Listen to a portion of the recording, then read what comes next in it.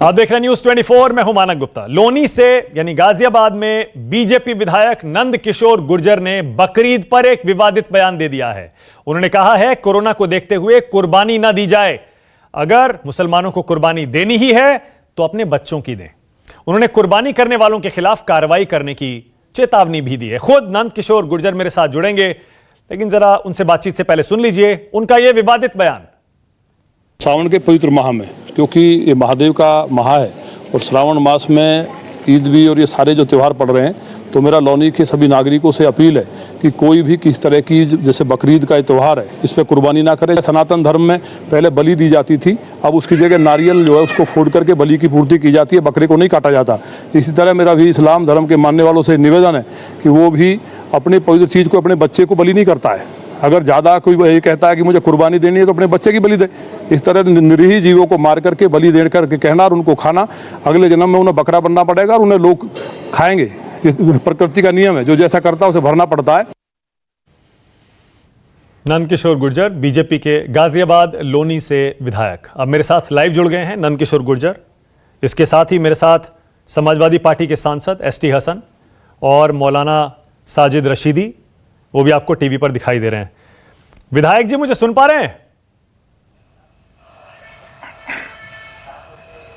जी बिल्कुल सुन पा रहे हैं। हाँ विधायक जी, बाकी बात बाद में, मैं तो पहले आपसे ये पूछ रहा हूं कैसे इंसान हैं आप? अपने ही देश के 20 करोड़ इंसानों से आप कह रहे हैं कि अपने बच्चों की बलि दे दें। एक इंसान दूसरे इंसान बल्कि करोड़ों इंसानों के बच्चों के बारे में ऐसा बेहुदा बयान कैसे दे सकता है?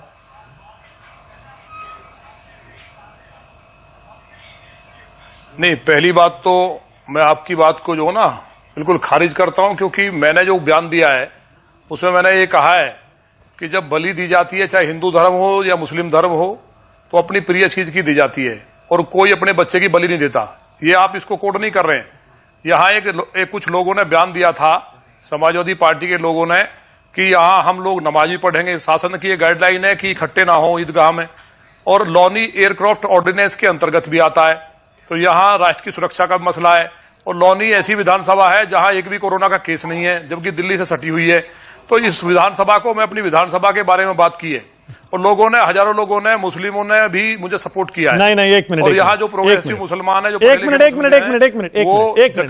मैंने आपको सुना, मैंने आपको बोलने का पूरा मौका दिया। एक मिनट रुक जाइए, एक मिनट रुक जाइए। मैं सबसे पहले आपका बयान दोबारा सुनवाऊंगा, क्योंकि आप कह रहे हैं कि हम आपके बयान को तोड़ मरोड़ कर पेश कर रहे हैं। मैं उसे दोबारा प्ले करता हूं ताकि सब सुने, आप भी सुने, और बताइए कि इसमें हमने मिसकोट किया है या आपने खुलकर कहा है अगर कुर्बानी देनी है तो बच्चों की दें। जरा सुनिए एक बार फिर से विधायक का बयान। सावन के पवित्र माह में, क्योंकि ये महादेव का माह है और श्रावण मास में ईद भी और ये सारे जो त्यौहार पड़ रहे हैं, तो मेरा लौनी के सभी नागरिकों से अपील है कि कोई भी किस तरह की जैसे बकरीद का ये त्यौहार है इस पर कुर्बानी ना करे। सनातन धर्म में पहले बलि दी जाती थी, अब उसकी जगह नारियल जो है उसको फोड़ करके बलि की पूर्ति की जाती है, बकरे को नहीं काटा जाता। इसी तरह मेरा भी इस्लाम धर्म के मानने वालों से निवेदन है कि वो भी अपने पवित्र चीज़ को, अपने बच्चे को बलि नहीं करता है। अगर ज़्यादा कोई ये कहता है कि मुझे कुर्बानी देनी है तो अपने बच्चे की बलि दे। इस तरह निरीह जीवों को मार करके बलि दे करके कहना और उनको खाना, अगले जन्म में उन्हें बकरा बनना पड़ेगा और उन्हें लोग खाएंगे। प्रकृति का नियम है, जो जैसा। अब बताइए, कैमरा तो झूठ नहीं बोलता, ये वीडियो तो झूठ नहीं बोलता। विधायक जी, आपने कहा ना जिसको बलि देनी है अपने बच्चे की दे। नहीं, तो आपने कहा ना कि इस्लाम धर्म के लोग अपने बच्चों की कुर्बानी नहीं करते। मैंने तो मना किया है। नहीं, मैंने तो मना किया है कि कुर्बानी नहीं देते, लेकिन जो लोग जिद कर रहे हैं कि हम लोग इकट्ठा होंगे हजारों की संख्या में, हम लोग नियम को नहीं मानेंगे, एयरक्राफ्ट ऑर्डिनेंस लगता है, एयर टू एयर एक भी हड्डी इकट्ठी करना राष्ट्रद्रोह है, क्योंकि हमारे यहाँ एयरक्राफ्ट ऑर्डिनेंस लगता है। और लौनी केवल 3 किलोमीटर है इंडियन एयरफोर्स से, और 12 किलोमीटर में हड्डी इकट्ठा करना, ट्रक के ट्रक इकट्ठे होंगे। 2 बार जहाज गिर चुका है। क्या राष्ट्र से बड़ा है कोई? और कोरोना जो अगर यहाँ फैलता है, वो जो वायरस और गंदगी यहाँ होगी, हम स्वच्छता पे लगे। अगर आप ये कहते हैं कोरोना के दौरान सरकार के कानून का पालन करना जरूरी है, मैं आपके साथ हूं। एक सेकंड नंद किशोर जी, अगर आप कहते हैं सरकार का आदेश है यूपी में, यही कहा कि कोरोना के दौरान सामूहिक नमाज नहीं होगी, सामूहिक बलि नहीं होगी, मैं आपके साथ हूं। खुले में बलि नहीं होगी, मैं आपके साथ हूं। लेकिन अगर आप ये कहते हैं उन मुसलमानों को, बल्कि आपने जिस तरह, अच्छा ओके, अच्छा थोड़ी सी क्लैरिटी आपने दे दी अपने इस बयान में, थोड़ी सी सफाई आपने दे दी कि जो लोग कोरोना में खुले में बलि देने पर अड़े हुए हैं, यह बयान आप उनके लिए दे रहे हैं। उनके लिए भी क्यों दे रहे हैं आप ये बयान? उनके बच्चों के बारे में इस तरह का बयान आप कैसे दे सकते हैं? कैसे दे सकते हैं? नहीं क्या पूरी पूरी नहीं लोग यहाँ पहले जिंदगी जरूरी है, देश जरूरी है, या अरे तो कानून का राज चलेगा, कानून का डंडा चलेगा। आप तय करें। अगर कोई कानून के मुताबिक, सरकार के एडवाइजरी के मुताबिक, गाइडलाइन के मुताबिक, दिशा निर्देशों के मुताबिक नहीं चलेगा, अगर बलि देने पर अड़ेगा, सामूहिक नमाज पर अड़ेगा, तो पुलिस अपना काम करेगी।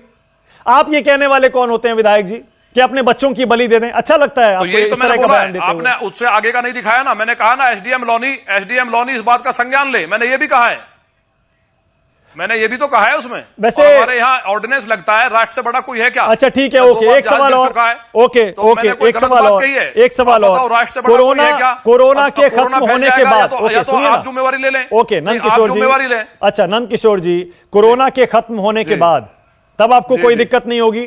अगर खुले में बलि दी जाती है तब ओके है, तब चलेगा? नहीं उसके बाद तो नहीं, हमने कभी बयान दिया क्या उससे पहले? नहीं उससे पहले हमने कुछ बोला क्या? आज तक भी नहीं बोला।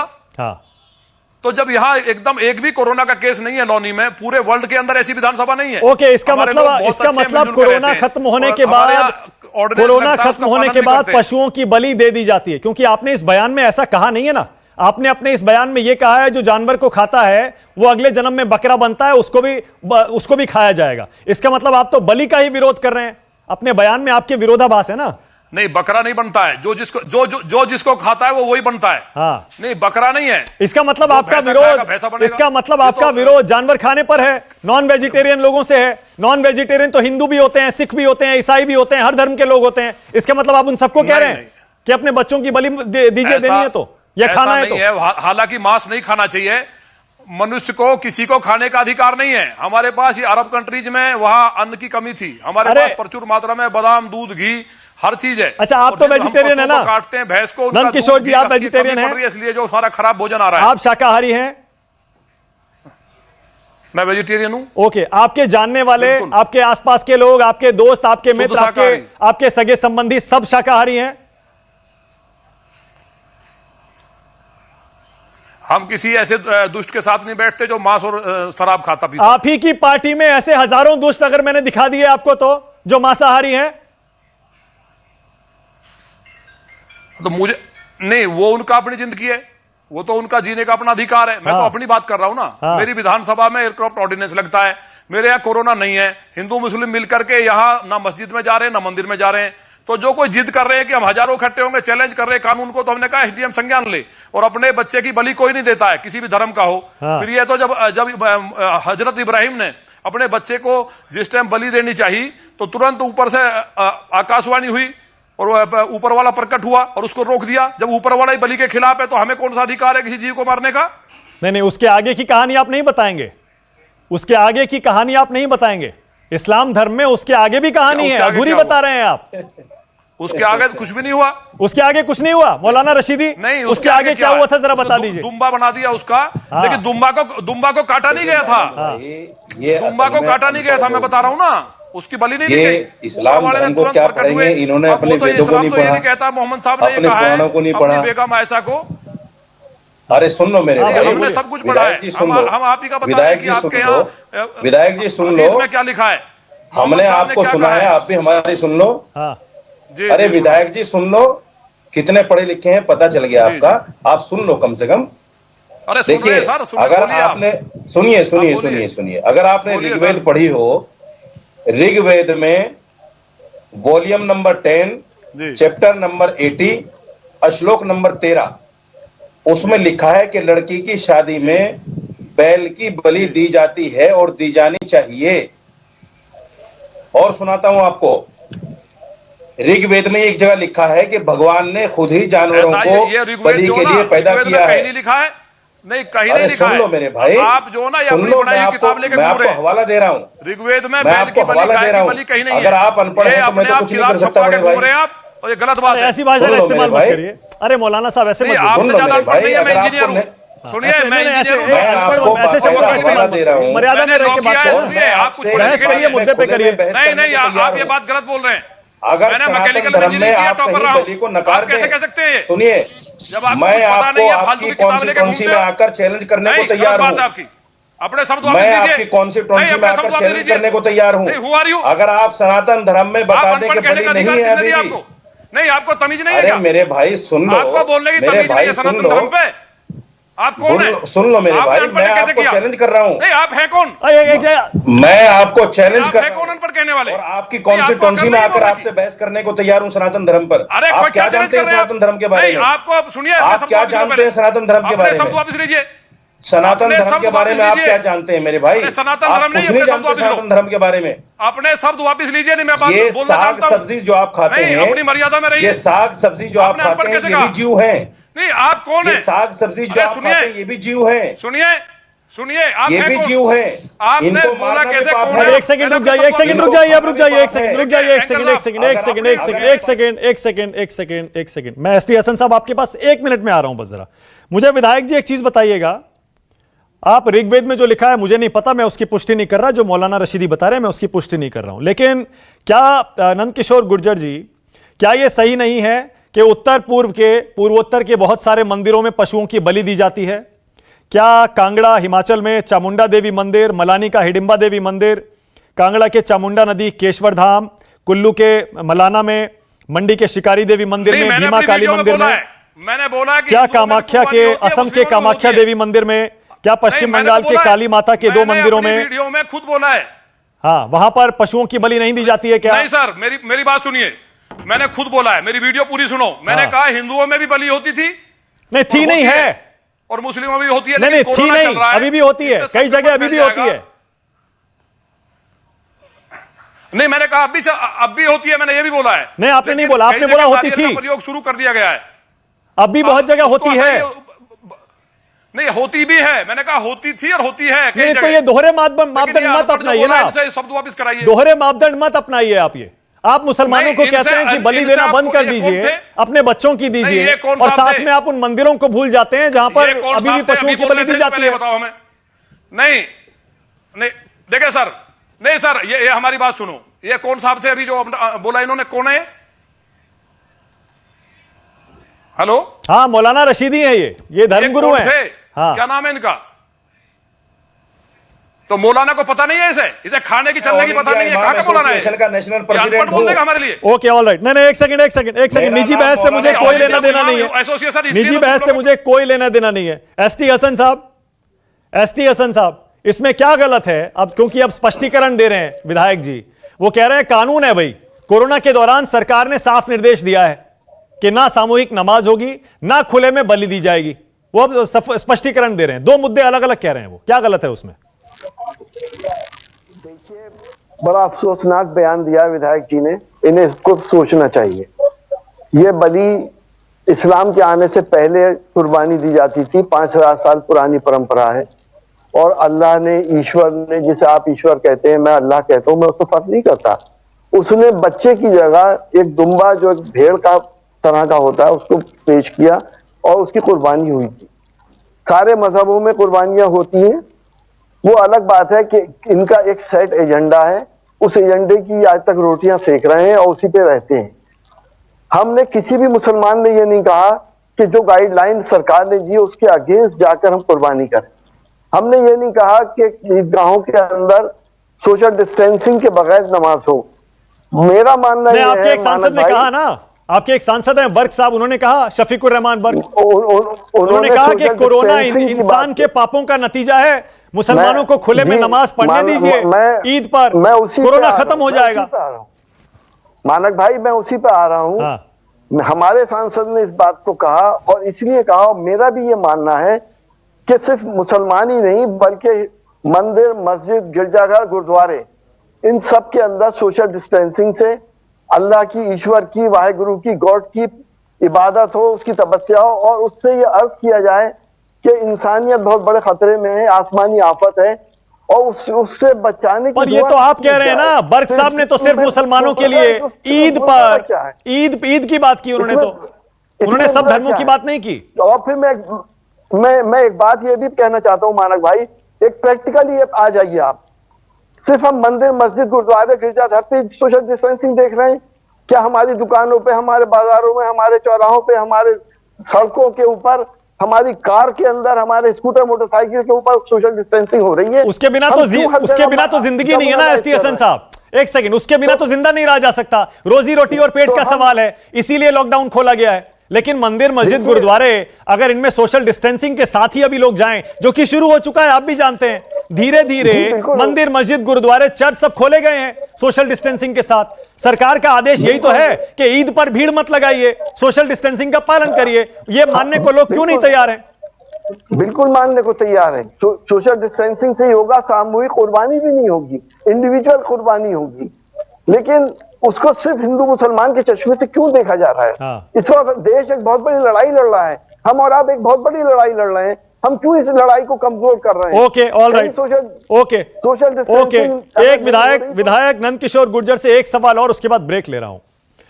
विधायक जी, आप ही के बारे में आपकी 2-3 घटनाएं बड़ी चर्चित हैं।